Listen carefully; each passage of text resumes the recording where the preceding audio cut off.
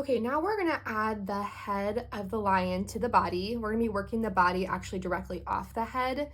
So I'm gonna do this by starting with turning the head upside down, the snout pointing away from you. The body's gonna be crocheted in place between round 7 and 9. Now I know that my ears were crocheted in round 7, so that's gonna be my starting point. I'm gonna find the center of the head, take my stitch marker, and I'm gonna mark row 8. So this row here where my ear was attached to row 7, 8, and 9. I'm gonna be connecting the body to the head using 12 stitches, working my way around in a circle, this being the center of the circle. Even though the body is worked in an 8 hook, we're gonna be attaching it in a size 7 hook. I found that it's easier to go into the head with the head hook and then switch over.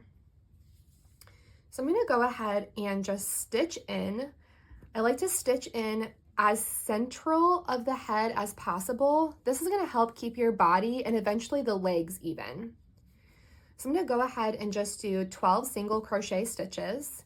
And again, this is going into the head in the shape of like an oval around your stitch marker. So that was 2. I'm gonna start working up in 3. Up again in 4. This is going into row 9. And I'm gonna start working my way around. 5, 6, 7, 8.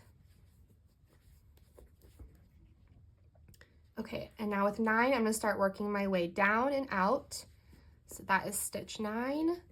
Now I'm gonna work down and in for 10.